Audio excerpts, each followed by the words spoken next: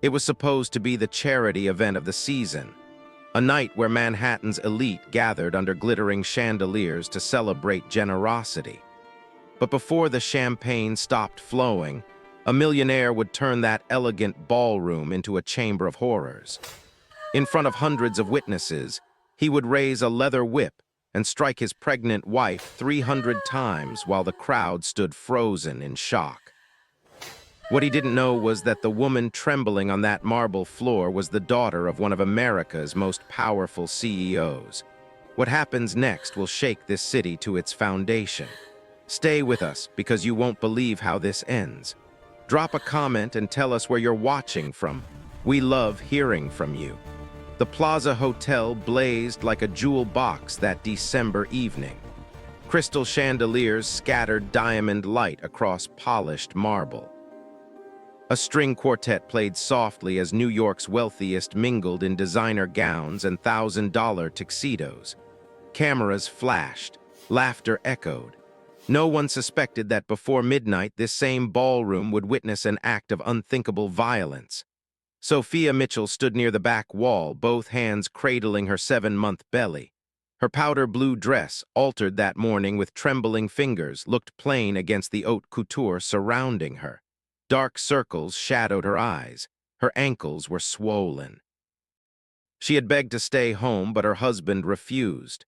"You'll smile and behave," Marcus Kane had hissed that afternoon. "I won't have you embarrassing me." So she came. She always came. Marcus stood at the ballroom's center, commanding attention like a king holding court. The ruthless tech investor knew how to charm every crowd. His black tuxedo fit perfectly. His smile looked carved from marble, and clinging to his arm in crimson silk was Natasha Reed, his mistress. She whispered something that made him laugh loud enough for everyone to hear. Sophia looked away, her vision blurring. She reached for a passing waiter's tray, needing something to hold. Her hand shook. The wine glass tilted. 3 drops of Bordeaux splashed across Marcus's pristine white sleeve. Time stopped. The music faded. Conversations died mid-sentence. Marcus's smile vanished. He looked down at his sleeve, then at his wife. His eyes, cold as winter steel, narrowed with rage. "You stupid woman," he hissed. The room went silent. Even the quartet stopped playing.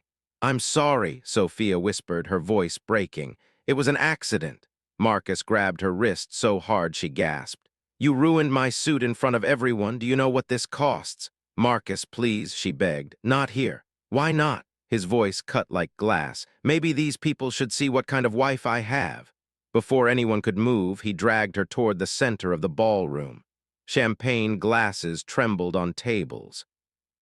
He yanked the decorative leather whip from the charity auction display, a collector's item meant for show. For one heartbeat, Sophia thought he was bluffing. He wasn't. The first lash cracked through the air like thunder. Sophia screamed, stumbling forward as pain tore through her back. The second strike came harder, then another, and another. "Stop!" someone shouted, but no one moved. 50 lashes, 100, each one cutting deeper than the last. Sophia fell to her knees, one hand clutching her stomach, the other bracing against the cold floor. Tears streamed down her face. She whispered to her unborn child between sobs, "Hold on, baby, please hold on."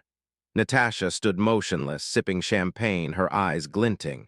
"Pathetic," she murmured. The lashes continued. The whip cracked again and again until the air itself seemed to scream. Blood seeped through Sophia's dress. Her breaths turned shallow, but one thought anchored her: protect the baby. She curled around her belly, shielding it from the blows that rained down like fire. After the 300th strike, Marcus finally stopped. He dropped the whip beside her collapsed body and spat words that froze the room. "That's what happens when you embarrass me." No one moved. Cameras blinked in the darkness. Then the ballroom doors opened. The crowd parted instinctively as a tall man in a black suit entered. His presence shifted the entire room. It was James Mitchell, CEO of Mitchell Enterprises, sponsor of the gala, and father of the woman lying broken on the floor. He had arrived late from an emergency board meeting, but the moment he saw Sophia's bloody dress and her trembling hands covering her belly, his expression changed. He walked forward slowly. His shoes clicked against marble like a countdown. Marcus turned, his smirk faltering. "Mr. Mitchell, this isn't what it— You just beat my daughter." James's voice was low, calm, but it carried through every corner of the hall. The silence was deafening. James knelt beside Sophia, gently lifting her head. Her lips quivered. "Dad," she whispered weakly, "I'm sorry." He brushed a strand of hair from her face. "You have nothing to be sorry for." His gaze rose to Marcus. "But he will be." James stood, still holding Sophia protectively. Camera flashes exploded like lightning. For the first time that night, Marcus Kane looked afraid. And that was the exact moment the world began to turn against him. At Mercy General Hospital, doctors rushed Sophia into emergency care. James waited outside, every second heavier than the last. When the doctor finally emerged, he delivered careful news. "She's stable. The baby's heartbeat is faint but steady." James nodded once. "I want the best staff on her, whatever it costs." That morning, the footage exploded across every network. Someone had recorded the entire assault. The video showed Sophia collapsing, Marcus towering over her, whip in hand. The world watched in horror. In the boardroom of Mitchell Enterprises, James faced his son Daniel and their legal advisor, Patricia Chen. Daniel slammed his fist on the table. "We can't just sit here. He nearly killed her." Patricia adjusted her glasses calmly. "We need strategy. I've already contacted the district attorney. We'll build both criminal and civil cases." James's eyes burned with controlled fury. "I want every connection, every reporter, every shareholder he has to see him for what he is." Daniel nodded grimly. "I'll have our forensic team trace his finances. We'll hit him from every angle." Within 48 hours, they uncovered everything. Marcus had forged Sophia's signature on financial documents, moving millions into offshore accounts. He had shell corporations in 3 countries, wire transfers that looked like bribery. Meanwhile, Sophia lay in her hospital bed watching the sunrise through the window. The light was soft and blue, gentle like the color of her torn dress.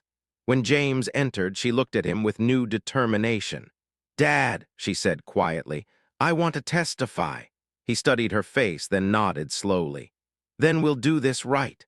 The courthouse steps were surrounded by cameras and protesters holding signs. "Justice for Sophia and no mercy for abusers." Inside the courtroom, Sophia arrived in a simple navy dress, her hand resting on her 8-month belly. She walked past the cameras with quiet strength. The trial lasted 3 weeks. The prosecution presented the video, medical testimony, forensic evidence of financial fraud. Even Natasha Reed testified, tears streaming as she admitted.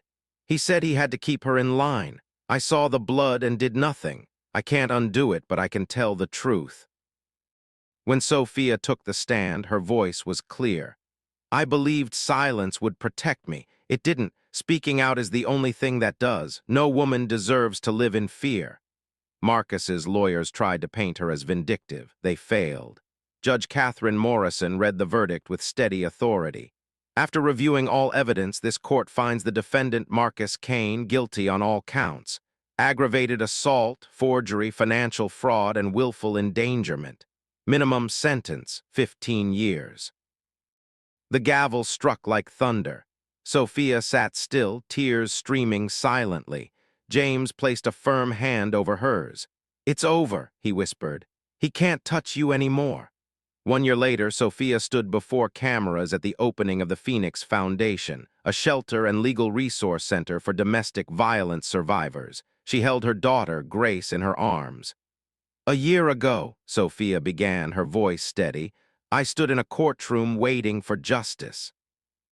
Today, I stand in a place built from that justice. This foundation exists for women who think they're alone. I was one of them once." She glanced at her father, who nodded proudly. "My father showed me what real power means. It's not about money or control. It's about standing up when no one else will. Strength begins the moment fear ends." The crowd erupted in applause. Outside, the morning sun painted everything in shades of gold and pale blue. The same color that had followed her since that terrible night, now transformed into something pure. James joined her on the steps. "You did it," he said softly. "We did it," she corrected, holding Grace close. "She'll never know the darkness I did." "No," James agreed. "She'll know light because you turned it on." Before you go, we need to hear from you. If this story moved you, if you know someone who needs to hear that survival is possible, drop a comment below. Share this video. Let's make sure every woman knows that silence doesn't protect, speaking out does. Your voice matters. Use it. And remember, out of pain we rise. We'll see you in the next story.